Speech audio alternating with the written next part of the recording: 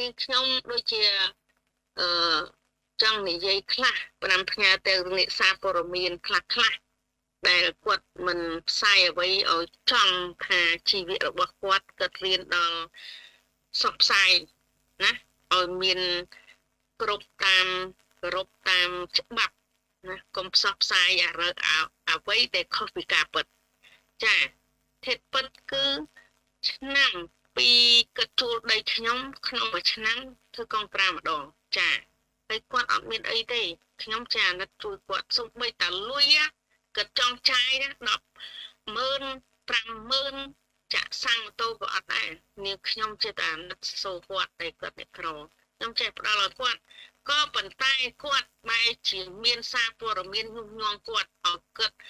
ហ៊ាននិយាយប្រេះប្រាស់ផ្សាយខ្ញុំហើយខ្ញុំសួរថាខ្ញុំធ្វើកុងត្រាឆ្នាំ2022ថ្ងៃទី26ខែ3ឆ្នាំ2022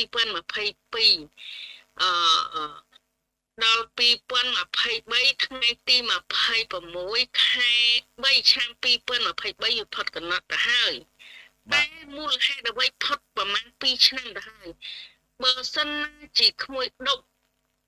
គាត់ចង់ផ្សាយខ្ញុំបង្ខូចខ្ញុំគាត់ផ្សាយតាំងពីឆ្នាំ2023ម៉េះណាមិនមែនចូលឆ្នាំ2025មកផ្សាយបង្ខូចកិត្តិយសខ្ញុំទេខ្ញុំគិតថាអ្នកសារព័ត៌មានឬមួយអ្នកណានៅក្រោយខ្នងចំពោះក្មួយដប់ពីព្រោះបច្ចុប្បន្នឥឡូវគេចូលចិត្តថាយកប្រជាពលរដ្ឋធ្វើជាខែលដើម្បីធ្វើផ្សាយបង្ខូចកិត្តិយសខ្ញុំដើម្បីឲ្យខ្ញុំរកស៊ីមិនបានក៏ប៉ុន្តែផ្ទុយទៅវិញណាអ្នកស្គាល់ខ្ញុំច្រើនណាស់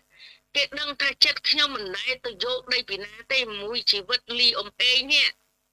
តាំងពី79រ៉ូស៊ីតាំងពីប្រទេសជាតិយើងរំដោះបានប្រទេសជាតិយើងបាទដល់បច្ចុប្បន្នឥឡូវនេះណាខ្ញុំណាខំប្រឹងរស់ស៊ីណាទាំងយប់ទាំងថ្ងៃខ្ញុំប្រឹងរស់ស៊ីខ្ញុំមិនដែលគិតថាអ្វីហត់នឿយទេក៏ប៉ុន្តែខ្ញុំរកបានដោយធម៌ណាហើយក្រោយមកខ្ញុំឆ្នាំ1989ខ្ញុំបានយកមាសដូរដីណាព្រោះឪពុកវាខ្ញុំនេះនៅបឹងកគាត់ប្រាប់ខ្ញុំថាក្មួយស្រីបើចង់កើតមហាសេដ្ឋីស្រីក្មួយត្រឡប់ទៅផ្ទះវិញក្មួយយកមាសទៅដូរដីទុកទៅបើគេមិនទាន់ចាយលុយខ្ញុំបើកហាងមាសនៅផ្សារលើធំថ្មីដែលខ្ញុំខំប្រមូលរ៉ូស៊ីបានទៅខ្ញុំក៏បើកហាងមាសដើម្បីដាក់មាសដូរដីចាសួរទៅភូមិបង្កង់គិរីមនួនតាប៉ារហូតដល់ប្រទេសស្រីរហូតដល់ភូមិកំពង់ក្ដីទៀតហើយកំពង់ធំរហូតដល់លងវែងចាខ្ញុំទិញគ្រប់កន្លែងហើយរហូតដល់បច្ចុប្បន្នខ្ញុំឃ្លីដល់ខេត្តណាស្រុកណាផ្សេងទៀតសួរថាខ្ញុំលីអ៊ំអេងមិនដែរយកដីពីណាបាន1ម៉ែត្រការ៉េ4ជ្រុងទេពីកាលមុនក្នុងមួយហត្តាតែ3ជីមាសទេណាពីផ្ទះខ្ញុំពីបូរីសៀងណាំទៅណាមួយហត្តាទៅ3ជីមាសទេនៅមាត់ថ្នល់ចាដល់ក្រោយមកឡើងមក5ជីក្រោយឡើងមកដល់មកតលឹងឡាចាខ្ញុំទិញមកវាលនោះគេហៅគោកថ្នោតណាគោកថ្នោតទៅភូមិចាហើយភូមិគោកថ្នោតហើយនៅភូមិជ្រៃកណ្ដែកស្រុកប្រាសាទបាគងខេត្តសៀមរាបនោះហើយនឹងភូមិស្រុកប្រាសាទបាគងហើយសួរទៅថាដីមួយណាដែលមិនមែនដីលីអ៊ំអេងចាពីកន្លែងវាយកូនគោធ្លាយទៅដល់នោះទៅដល់គេហៅទៅដល់ប្រទេសស្រីសួរថាប្រហែល100ហិកតាចូលខ្ទង់ប៉ុនហិកតាហើយណាមិនដែលមានណាថាលីអ៊ំអេងយកដីគេបានម៉ែត្រចែកជា4ទេទៅនឹងពេលបច្ចុប្បន្នឥឡូវឆ្នាំ2023 24 25ញុះញង់ប្រជាពលរដ្ឋចង់បានដីឲ្យប្រជាជនផ្ដិតមេដៃមកអត់អីទេគាត់អ្នកមានអ្នកធំអ្នកទូចកាំងពីក្រោយកំភៃណាប្រជាខ្ញុំក៏ណាសុំថាហាមអ្នកដែលចង់យកទ្រព្យសម្បត្តិខ្ញុំគួរតែពិចារណាគិតឲ្យច្បាស់ណា កុំខ្ចីដៃអ្នកស្រុកយកមកផ្ដិតមេដៃមកប្តឹងខ្ញុំហើយចែកគ្នា50ហ្នឹងភាពអត់ត្រឹមត្រូវទេណាប្រទេសមានច្បាប់គ្រួសារមានវិន័យបាទលោកថ្ងៃមួយ បាទលោកជំទាវសូមកាត់បាទចប់សុំនិយាយអស់សិនបាទសូមជឿថ្ងៃណាមួយក៏ច្បាប់នឹងរោខុសត្រូវឃើញហើយកុំចេះតែលៀបពណ៌ខ្ញុំទលាក់កំហុសលើខ្ញុំភាពយុត្តិធម៌ខ្ញុំទទួលយកអត់បានចានាងខ្ញុំថ្ងៃនេះគឺខ្ញុំសូមបកស្រាយអស់ចម្ងល់ពីមតិទីជនដែលចេះចោទប្រកាន់ខ្ញុំទី1ទី2ក្រុមការងារអ្នកធ្វើការក៏ដោយដោយមេភូមិមេឃុំលោកអភិបាលស្រុកថ្មីក៏ដោយសូមមេត្តាអាណិតមុននឹងសញ្ញេឲ្យគេគួរតែពិចារណាមើលឯកសារឲ្យច្បាស់លាស់តាំងពីដើមមកតាំងពីឆ្នាំណាខ្ញុំទិញខេត្តសៀមរាបនៅស្រុកប្រាសាទបាគងឆ្នាំ1989ដល់បច្ចុប្បន្នឥឡូវនេះគឺខ្ញុំទិញរហូតដល់ទៅសេដ្ឋកិច្ចធ្លាក់ខ្ញុំផ្អាកទិញចាទី1ខ្ញុំទិញនឹងគឺដើម្បីឈ្នះដោយថាចិត្តចំណេញបានលុយជួយដល់ប្រជាពលរដ្ឋក្រីក្រហើយក៏មានប្រជាពលរដ្ឋមានការងារធ្វើកុំឲ្យទៅចំណាក់ស្រុកគេហើយក៏ខ្ញុំមានលុយជួយដល់សង្គមជាតិដល់កម្មាកំព្រាដល់ណែចាស់ជរាដល់កាក់ក្បាលក្រហមដល់គណៈបកយើងប្រជាជនយើងខ្លះមួយចំនួនហើយកងកម្លាំងប្រដាប់អាវុធដូចថាមិននេះខ្ញុំសំទោសនិយាយពីរឿងទៅហ៊ាននៅជួរមុខចាខ្ញុំចេះតែចែកស្បៀងក៏រឿយតាកាលដែលវាយគេហៅថាវាយគ្នានៅស្អីគេហៅផ្សារណែវិហារតាមងតាកបីបាទចាសាច់ទេព្រះវិហារក៏ខ្ញុំដើរទៅចែកបាទនេះគឺជាការបាទនេះខ្ញុំទៅញយហ្នឹងសួរថាហើយអ្វីខ្ញុំលះបង់មួយជីវិតនេះខ្ញុំលះបង់ស្ទើរនឹងពាក្យកណ្ដាលជីវិតហើយអាយុខ្ញុំចូល60ឆ្នាំទៅហើយសួរថាអស់លោកគួរតែពិចារណាគិតចាទី1ខ្ញុំអត់ចង់និយាយទេឥឡូវខ្ញុំបកស្រាយអស់ណាខ្ញុំក៏សូមអំពាវនាវដល់រាជរដ្ឋាភិបាលសម្ដេចលោកមហាបបរធិបតីសម្ដេចបាទដល់ខ្ញុំនេះរស់ស៊ីផងចាខ្ញុំអ្នករស់ស៊ីខ្ញុំត្រូវការទី1ត្រូវការកិត្តិយសគេឈ្មោះដើម្បីឲ្យប្រទេសជិតខាងគេហៅថាទុកចិត្តយើងហើយចុះបើមួយចំនួនបែរជាមិនចេះរស់ស៊ីទេចេះតែផឹកស៊ីគៀងកងប្រជាពលរដ្ឋញុះញង់យកលុយឲ្យគេហើយមកខូចកិត្តិយសខ្ញុំអ្នករស់ស៊ីត្រឹមត្រូវនឹងខ្ញុំតូចចិត្តទី1ខ្ញុំមនុស្សខ្ញុំអត់មានអញ្ចឹងចាដល់ពេលតឡាការក៏ដោយគួរតែចោទប្រកាន់ខ្ញុំគួរតែបើកឯកសារមើលត្រឹមត្រូវហើយធ្វើសកលបច្ច័យតែត្រឹមត្រូវកុំឲ្យចេះតែឯកសារថែមដូចជាឧទាហរណ៍ក្មួយដប់ឆ្នាំ2023បែរជាគេកែលេខ8 2028ណាប្រខូចកិត្តិយសខ្ញុំទី1ហើយដូចអ្នកខ្លះនោះដីខ្ញុំទិញតាំងពីឆ្នាំដូចពទីស្រីឆ្នាំ2003ណារហូតដល់ឆ្នាំ2024 25ទៅមានរឿងដល់ថ្ងៃហ្នឹងខ្ញុំសួរថាយុត្តិធម៌នៅទីណាបើខ្ញុំសូមសំណូមពរមួយដល់ឯកឧត្តមរដ្ឋមន្ត្រីក្រសួងយុតិធម៌គួរតែមើលនៅខេត្តសៀមរាបមានខ្លះមួយចំនួននោះតុលាការក៏ធ្វើមិនប្រោបក្តីទី1គាត់ចោទថាខ្ញុំខ្លែងឯកសារប្រើឯកសារខ្លែងសួរថាខ្ញុំប្រើឯកសារខ្លែងតាណាសាមមេដៃប្រជាពលរដ្ឋមានលោកមេភូមិលោកមេឃុំលោកអភិបាលស្រុកមានលោកមេណែភូមិបាលស្រុកប្រទេសស្រីខេត្តសៀមរាបយើងប្រឌិតគេហៅថាចុះហត្ថលេខាបោះត្រាណាទី1ទី2មានអាជ្ញាធរគ្រប់ចន្ទៈដល់រហូតដល់ឯកឧត្តមសុភិរាគាត់នៅលើមុនមិនដែលមានរឿងទេរហូតដល់បន្តមក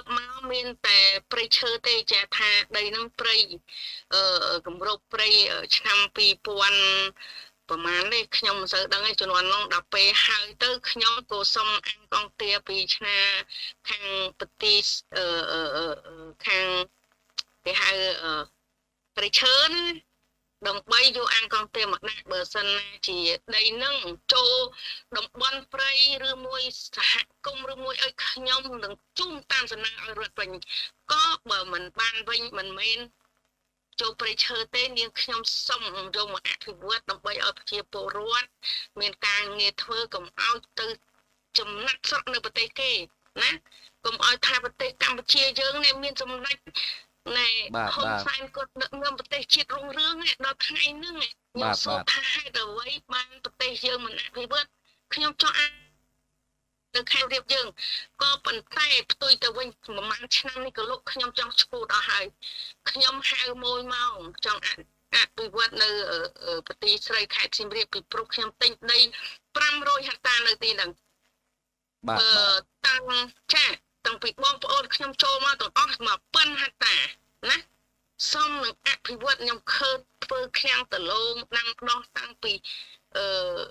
ដើមស្វាយចន្ទីស្វាយកែវរមៀតអីចឹងខ្ញុំរាប់ឆ្នាំមកហើយណា22ឆ្នាំហើយដីហ្នឹងលោកដល់មកហ្នឹងថ្ងៃហ្នឹង22ឆ្នាំទៅហើយសួរថាមូលហេតុអីមានអ្នកខ្លះមិនអ្នកខ្លះខ្ញុំនិយាយឈ្មោះហ្មងញុះញង់ប្រជាពលរដ្ឋឲ្យផ្ដិតមេដៃប្រឹងខ្ញុំចោតប្រកាន់ខ្ញុំចេញនៃការម្ដងសិត3សន្លឹកយកមកចាក់ខ្ញុំសួរថាយុទ្ធធននៅទីណាបាទណាសួរថាអ្នកឯងមានដីមកពីណាអ្នកឯងទៅឆ្នាំ2023ចូលមកកលុកនៅខេត្តសៀមរាបដោយលោកស្រីផាត់ជឿនលើកទី1បាទគាត់បានផ្ដិតមេដៃមកណាលោកមួយភូមិមួយឃុំសូមបីតដីឯកសារនៅស្រះខ្វាំងហ៊ានយកដីខ្ញុំនៅរវាងតាតុំប្រជាពលរដ្ឋផ្ដិតមេដៃទទួលស្គាល់ដីនឹងរវាងតាតុំខុំជេកស្រុកទីស្រីគាត់នៅតែពៀនយកដីខ្ញុំណារវាងតាតុំគាត់យកឯកសារស្រះខ្វាំងសួរថាលោកសវាយស្រុកមានលោកសវាយស្រុកគាត់មានសញ្ញាឲ្យគាត់ណាអត់មានសញ្ញាទេខ្ញុំសួរថាតែលោកហេងឈៀងគ្រាជាតឡាការមូលហេតុអីគាត់ហ៊ានចោតប្រកាន់ខ្ញុំដែលខ្ញុំឯកសារខ្ញុំគ្រប់ជាន់ថ្នាក់មានមេភូមិមេឃុំអបាលស្រុកភូមិបាលស្រុកទទួលស្គាល់ទាំងអស់ដល់ចវាយខេត្តឯកឧត្តមសុវរិនទទួលស្គាល់ទៀតតែលោកស្រីផាត់ជឿនគ្មានអ្នកណាទទួលស្គាល់ផងមិនទាន់ជាម្ចាស់ដីផងសួរថាម៉េចក៏លោកហេងឈៀងគ្រីហ៊ានចុះហេតុតលេខាដឹងខ្ញុំរហូតចេញនៃការមកចាប់ខ្ញុំណាបាទហើយចេះរោហើយបញ្ជាគេមកឡំពិតផ្ទះខ្ញុំដោយសាហាវពេកខ្ញុំចាប់គេហៅថាពោះម៉ែបង្កើតពីពោះម៉ែមកឆ្នាំ1960ចិត្តជាងគឺខ្ញុំមិនដែល60ជាងខ្ញុំមិនដែលប្រទេសអញ្ចឹងទេខ្ញុំទៅទី1មួយឆាកជីវិតខ្ញុំតុលាការគាត់បង្កើតច្បាប់មកច្រើនណាស់តែគាត់មុនចោតប្រកាន់គាត់ក៏យកស៊ើបអង្កេតដែរសូម្បីតុលាការមុនគេចោតប្រកាន់ថាខ្លែងឯកសារប្រើឯកសារខ្លែងប៉ុន្តែគាត់ចូលទៅធ្វើសកលបច្ច័យដល់គាត់លើកលែងការចោតប្រកាន់ខ្ញុំណាមកចោតអ្នកដែលលុបដីឲ្យខ្ញុំស្នាមមេដៃគាត់នៅធ្វើសកលបច្ច័យដល់ក្រសួងមហាផ្ទៃបែរជាគេដាក់ទោសអ្នកខូចទៅហើយបែរជាគាត់ហ៊ានឲ្យតុលាការនោះកាត់ក្តីឲ្យអ្នកទោសចេញ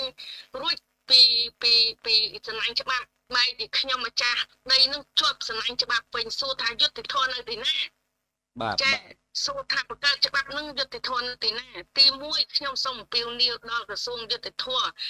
ឧត្តមរដ្ឋមន្ត្រីកែបរដ្ឋដើម្បីអង្កេតមើលតែសាច់ចៅក្រមស៊ើបសួរនឹងឈ្មោះហេងចង្គ្រីរឿងអ្វីមិនប្រកក្តីគឺ3រឿងគិតចេញមកនៃការចាប់ខ្ញុំ3រឿងបាទអរគុណលោកជំទាវបាទខ្ញុំសូមនិយាយអស់សិនអត់មានមកកាត់បាទខ្ញុំបានគេបើកាត់ខ្ញុំបានអ្នកឯងសួរខ្ញុំទៅអីបាទសូមអញ្ជើញបាទសូមរឿងទី1 10គាត់8គាត់ណាឯកសារគាត់ស្រះខ្មៅមិនទាន់មានណាទទួលស្គាល់គាត់ទេចវាយស្រុកគាត់អត់ហ៊ានសញ្ញាឲ្យគាត់ដែរពីព្រោះខុសគ្នាដីខុសគ្នាយល់ទេ បាទលោកជំទាវ មូល បាទ ហេតុអីលោកហេងជាងគ្រីគាត់មិនចោះសើមគេត្រឹមត្រូវលោកហេងជាងគ្រីហ៊ានចេញនៃការមកចាប់ខ្ញុំដោយអយុត្តិធម៌អ្នកចំណុចនេះឯងដែលខ្ញុំសូមអំពាវនាវដល់ក្រសួងយុតិធម៌ឲ្យចោះសង្កេតរឿងនឹងឲ្យខ្ញុំទី1ទី2 576សំណុំរឿងឈ្មោះផាត់ឈ្មោះណែហៀបផុនហៀវហ៊ានគាត់បានលក់ឲ្យខ្ញុំ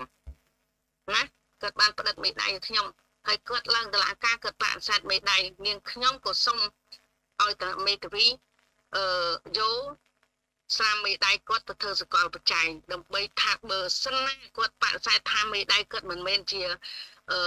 មេដៃគាត់ទេគឺយើងធ្វើសកលចាយបើមិនមែនទេជូនដីគាត់ទៅវិញដល់ធ្វើកសលបច្ច័យនៅក្រសួងមហាផ្ទៃគឺស្នាមមេដៃគាត់ពិតប្រាកដមែនណា បាទ ហើយដល់ពេលតុលាការគាត់យកទៅគាត់ហើយពីព្រោះគាត់បោកប្រាស់ណែអ្នកធ្វើការគេចង់និយាយថាបោកប្រាស់ផ្លូវច្បាប់អញ្ចឹងខ្ញុំ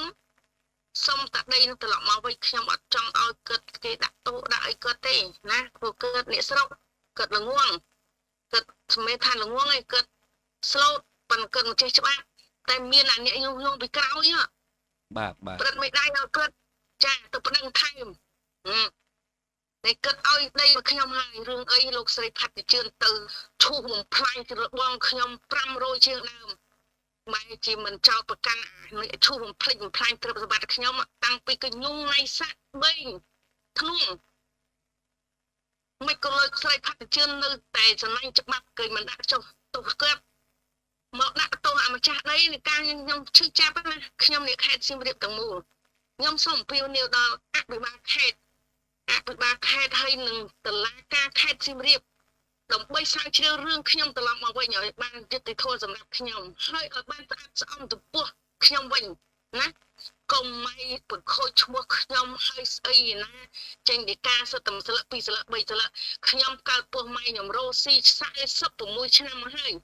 មិនដែលមានតុលាការចេញ13ស្លឹកអញ្ចឹងទេវាអយុត្តិធម៌ចំពោះខ្ញុំអ្នករស់ស៊ីចាហើយចង់បានដីខ្ញុំ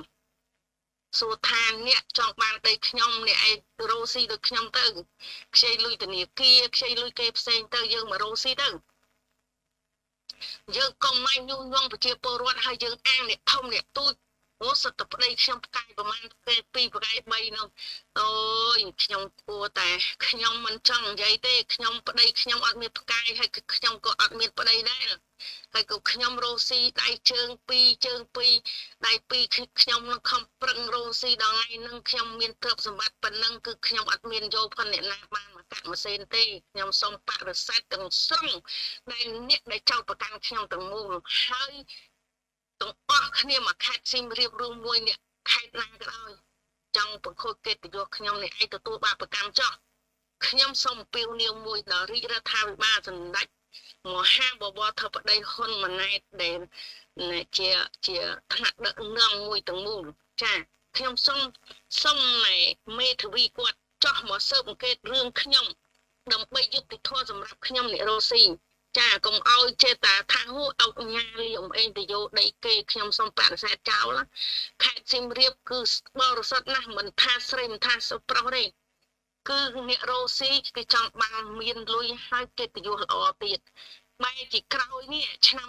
2023រហូតដល់2024នេះក្នុងរយៈពេល2ឆ្នាំនេះកិត្តិយសខ្ញុំខូចអស់ហ្នឹងគឺខ្ញុំត្រឹមអត់បានទេខ្ញុំធ្លាប់មានលុយជួយដល់សង្គមសូម្បីតាពេលដែលកូវីដនោះគេលក់ដីមិនបានគេអត់មានលុយចាយទេប្រជាពលរដ្ឋដាច់បាយស្បៀងអាហារទាំងអស់ខ្ញុំយកលុយទៅទិញណារាប់រយតោនយកមកចែកប្រជាជនតាំងពីសរងតាំងពីអាហារមីត្រីខគ្រប់បែបយ៉ាងជូនប្រជាពលរដ្ឋកុំឲ្យគេហៅដាច់បាយសួរថាខ្ញុំទៅថោកទាបអីចង់បានដីប្រជាពលរដ្ឋលក់ច្រើននោះឲ្យខ្ញុំទៅ500នោះមហត្តានោះសួរថាខ្ញុំទិញថោកហើយតម្លៃមាសតាបើគិតជាមាសវិញ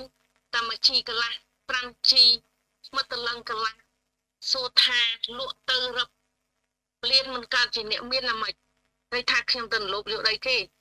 អើយអស់លោកគួរក៏ចេះដឹងគិតដែរសូម្បីតែកូនក្មេងគេរៀនសាស្ត្រក្រៅគេចេះគិតលេខដែរណា100ហិកតាស្មើប្រមាណណាជំនាន់មុនទិញប្រមាណ100ហិកតាអស់តែ5ទៅ10តលឹងឯងចាខ្ញុំនិយាយចង់ បាទលោកជំទាវបាទ បច្ចុប្បន្នឥឡូវដីឡើងថ្លៃគឺមិនប្រមាណនេះតែមកហាត់តាតម្លៃតែ10000ទៅ20000ឬមួយ30000ណាអ្នកឯងគិតមើលបូកទៅឃើញប្រមាណលានណាសួរថាខ្ញុំទៅលោកអុយប្រជាជនដែលគ្នាគ្មានក្រលហាមគ្មានលុយទាំងចាយហ្នឹងមានទាំងខ្ញុំចែកអង្គចែកសរងឲ្យគាត់ហ្នឹងហើយឈឺអីខ្ញុំចែកលុយគាត់ទៅពេទ្យទៀតនោះសួរថាខ្ញុំលីអ៊ំអីអត់ត្រូវការលុយអត់ត្រូវការដីប្រជាជនណាបាន1ម៉ែត្រការ៉េទេហើយកុំស្ដាប់អ្នកញុះញង់ដោយលោកស្រីផាត់ជឿនម្នាក់ហ្នឹងដើរពេញទៅមកខេត្តសៀមរាបទៅថាឯណាមានដីទៅណាមានដីទៅនោះហើយអ្នកនេះអ្នកនោះអីណាមិនថាលោកស្រីផាត់ជឿននេះអ្នកផ្សេងក៏ដោយដែរគួរតែឈប់បានក៏ឈប់ទៅកុំប្រខូចកិត្តិយសខ្ញុំពេកណាបាទសូមកុំទិញរឿងមកប្តឹងខ្ញុំទៀតខ្ញុំសុំវល់តែប៉ុណ្្នឹងពីព្រោះមនុស្សខ្ញុំមនុស្សបរិសុទ្ធទេមាសសិតអត់ខ្លាចភ្លើងទេចាបាទខ្ញុំគាត់ណាសុំអំពាវនាវតែប៉ុណ្្នឹងឯងហើយសុំអំពាវនាវទី3គឺសុំសារព័ត៌មានមុននឹងផ្សាយអាក្រក់ពីខ្ញុំគូពិចារណាអ្នកឯងក៏មានម៉ែមានឪមានបងមានប្អូនណាអ្នកឯងជេរខ្ញុំសុទ្ធតែស្អីណាដាក់បដាសាត្រូវទៅបងប្អូនម៉ែឪទៅឯងទេមិនត្រូវខ្ញុំទេពីព្រោះខ្ញុំអត់បានប្រព្រឹត្តផងរឿងអីនឹងត្រូវខ្ញុំតែខ្ញុំមិនដែលលួចគេក៏មានអីត្រូវខ្ញុំអត់ត្រូវខ្ញុំដីខ្ញុំទិញសិតតែលួយទាំងអស់ហើយខ្ញុំមិនបានលួចគេខ្ញុំគឺដីខ្ញុំទាំងអស់ចាហើយចេះតែគិតថាខ្ញុំនេះរត់ចោលស្រុកខ្ញុំទៅចោលណាដែលខ្ញុំមកប្រជាបាលខ្លួនហើយអ្នកឯងចេញនៃការ3សន្លឹកឲ្យខ្ញុំចូលឲ្យមិនរួចណា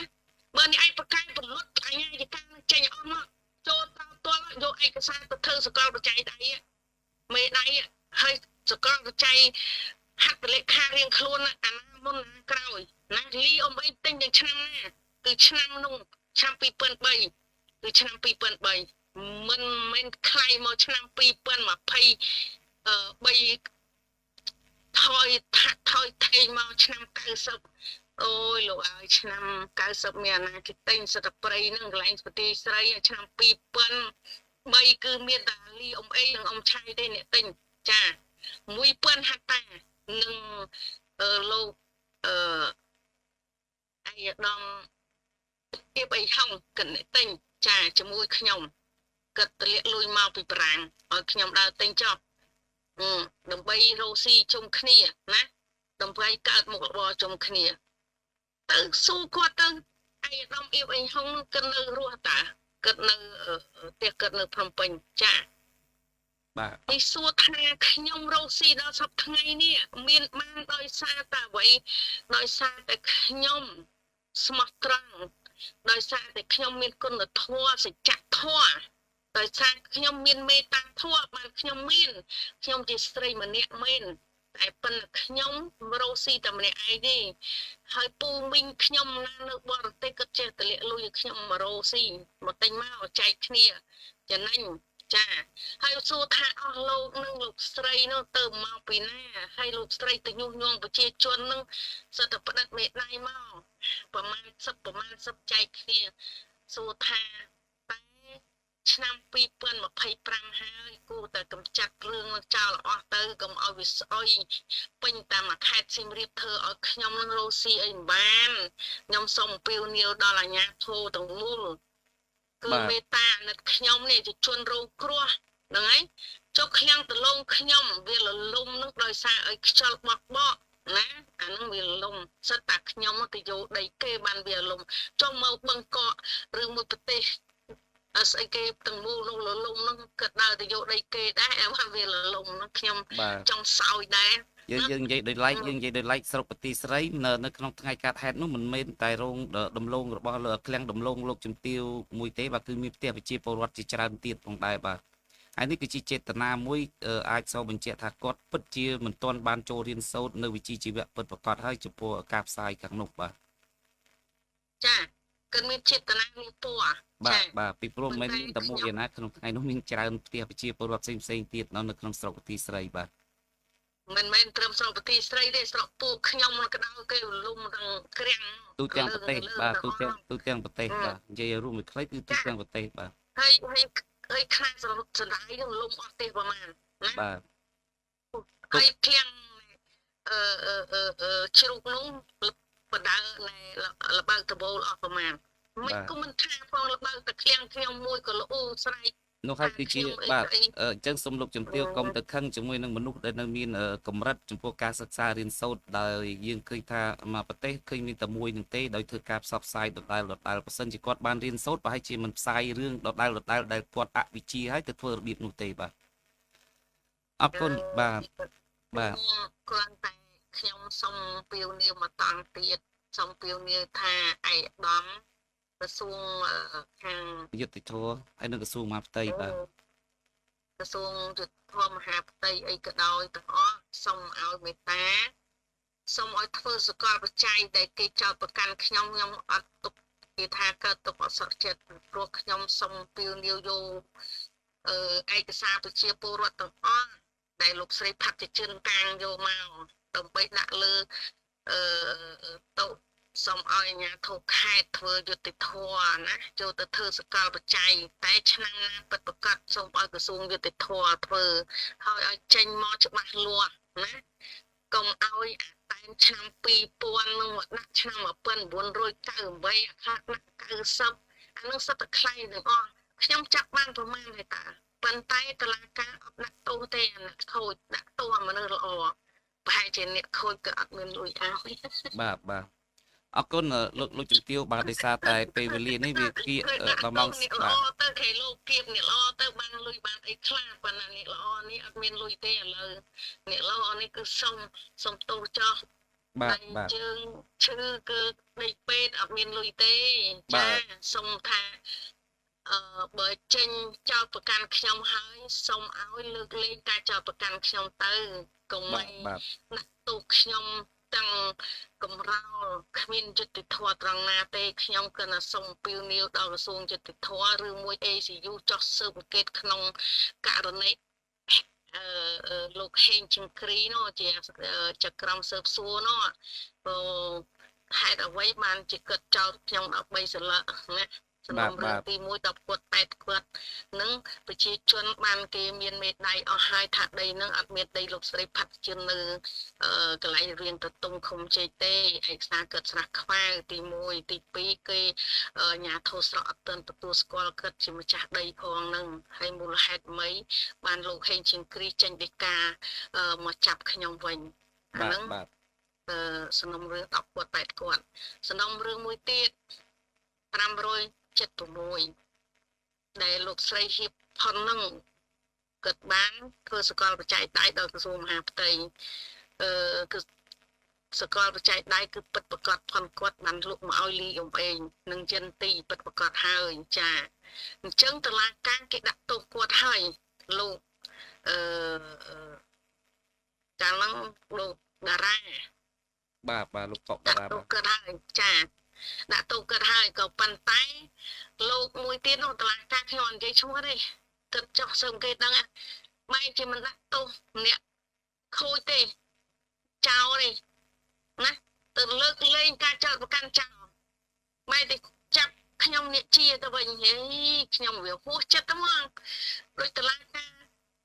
ចាស់ចេញផុតទៅផ្សេងទៅថ្មីចូលមកទៅផ្សឹងទៅចាស់គេលើកតង្កល់ទុកអត់ចិត្តការរួចហើយសំណុំរឿងមួយនោះ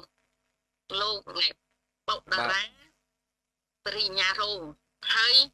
លោកណែស្រីវុធាគាត់ចក្រមសើបគាត់បានចុះទៅកង្កេតដល់ដីនឹងទៀតគេដល់ដែលដីដែលលោកស្រីផាត់ជឿនចោលខ្ញុំឲ្យចេញពីការឡងពិតទេខ្ញុំឯងគេទៅកង្កេតដល់ភូមិខុសគ្នាចាភូមិរវាងទៅតុងឃុំជ័យស្រុកទីស្រីមានអូតលន់ស្រាក់ខ្មៅមកខាងលិចនេះគឺអូតលន់មកខាងលិចនេះភូមិរវាងទៅតុងឃុំជ័យស្រុកទីស្រីពីអូតលន់ទៅកើតនឹងភូមិស្រាក់ខ្មៅហើយនឹងគេហៅថាភូមិស្រាក់ខ្មៅត្បែង ចាបានគិតចោះសើអង្កេតហើយគិតបង្កើតគណៈកម្មការមានទាំងមេភូមិមេឃុំលោកចក្រវាលស្រុកបាត់បានខេត្តតាំងពីពេលអឹមពូលីសទៅទាំងអស់ចាបានគិតលើកទាំងកលទុកអធិការរួចហើយលោកសេងវិធាដល់ស្រាប់តែលោកហេងចង្គីមកចោតទាំងទៅទឹះទៅមកចេញដីកា10គាត់8គាត់ហើយយកមកពីក្រសួងមហាផ្ទៃអត់ច្រឡំកងរាជអាវុធហត្ថបឡងពិតផ្ទះខ្ញុំ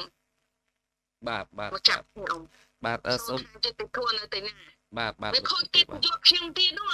បាទ ដល់មកហ្នឹងវាមិនទាន់មានកិត្តិយសគេឈ្មោះខ្ញុំឲ្យបែរជាបន្ថែមទៀតរឿងមិនចេះចប់មិនចេះហើយមានលឺសំឡេងគេទៀតលឺនេះផឹកកវេគេហៅព័ត៌មាននៅខាងកវេណា បាទ គេថាគេមិនឲ្យលីអ៊ំអីចូលស្រុកបានទេគេយកដីទៅបានខ្ញុំថាលីអ៊ំអីណាទិញដីគឺមានច្បាប់ទលាប់អ្នកណាចង់យ៉ាងបានគឺទៅមិនរួចទេចា បាទ ធ្វើឲ្យយុត្តិធម៌ខ្ញុំសុំឲ្យត្រឹមត្រូវគតិយុត្តបង្កើតច្បាប់ហើយក៏ច្បាប់ចោះចាខ្ញុំក៏ចង់បានយុត្តិធម៌សម្រាប់ខ្ញុំចង់បានកិត្តិយសដើម្បីកូនចៅខ្ញុំជំនាន់ក្រោយដែរហើយដើម្បីខ្ញុំនេះខំដល់ផ្សព្វផ្សាយប្រជាពលរដ្ឋផងផ្សព្វផ្សាយដល់ណែគេហៅថាកូនសិស្សណា បាទ សិស្សចាសូមឲ្យក្មួយកុំសើបគ្រឿងញៀនណាក្មួយទាំងអស់គ្នាខំរៀនម្ដាយខំរកកូនខំរៀនហើយបើបខូចកិត្តិយសខ្ញុំគេស្ដាប់ឮថាអូលោកជំទាវនោះក៏ដើរទៅយកដីគេទៅស្ដាប់គាត់បានប្រយោជន៍អីអានឹងហើយបានខ្ញុំថាអ្នកបង្ខូចកិត្តិយសខ្ញុំនេះអាចបានប្រកាន់ទទួលយកទៅណាចាខ្ញុំអត់ទទួលយកបានទេខ្ញុំទទួលបានតែអ្វីដែលខ្ញុំបានធ្វើបន់ទាំងប្រមាណខ្ញុំយកបន់កុសលចែកដល់កូនចៅដល់ប្រិយមិត្តទាំងអស់គ្នាចែកដល់សារព័ត៌មានទាំងអស់គ្នាឲ្យជួបតែមនុស្សល្អកុំឲ្យជួបមនុស្សអាក្រក់ដូចខ្ញុំទៀតខ្ញុំធ្វើបន់ស្អប់បំផុតមនុស្សអាក្រក់ចេញឲ្យឆ្ងាយពីខ្លួនខ្ញុំឲ្យគេហៅថាកុំឲ្យលៀបពួរខ្ញុំទៀតខ្ញុំទទួលយកអត់បានទេហើយក៏សុំពីវនាវដល់តុលាការទាំងមូលដែរគួរតែបញ្ឈប់ទៅកុំឲ្យមានបាបកម្មធ្លាក់ដល់កូនអ្នកឯងធ្លាក់ដល់ក្រុមគ្រួសារអ្នកឯងសោះចា បាទលោកជំទាវបាទខ្ញុំលេចជ្រុលពេកខ្ញុំលេចទ្រាំបានហើយចា បាទ ខ្ញុំអស់យោបល់ហើយបើសិនលោកសារព័ត៌មានចង់សួរអីទៀត បាទដូចជាអស់ហើយលោកជំទាវអស់លីងអស់ពីស្តុកហើយបាទអត់មានអីត្រូវសួរទៀតទេបាទដាច់ឲ្យសួរឲ្យប៉ាត់ហើយបាទលោកជំទាវរៀបរាប់អស់លលីងទៅហើយបាទចឹងសូមអរគុណច្រើនលោកជំទាវអង្គបណ្ឌិតលីអ៊ំអេដែលបានផ្ដល់កិត្តិយសកិច្ចសម្ភាសតាមរយៈទូរស័ព្ទនៅក្នុងការផ្សាយផ្ទាល់ពិសេសនៅយប់នេះបាទគឺយប់ថ្ងៃទី2ខែ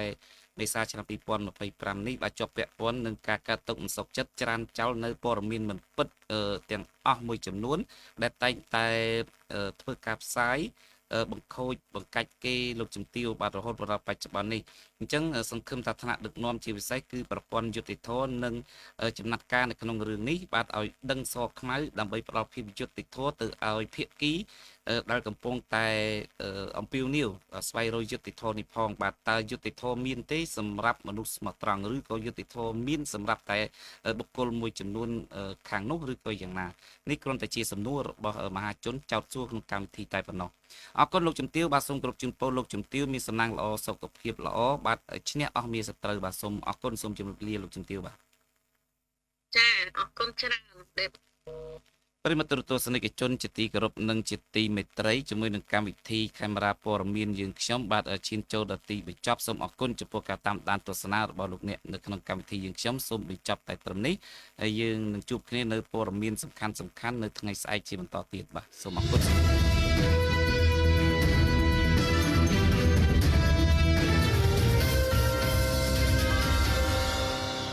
ទំនាក់ទំនងផ្សព្វផ្សាយពាណិជ្ជកម្មនិងដំណឹងផ្សេងៗទូរស័ព្ទ092 37 32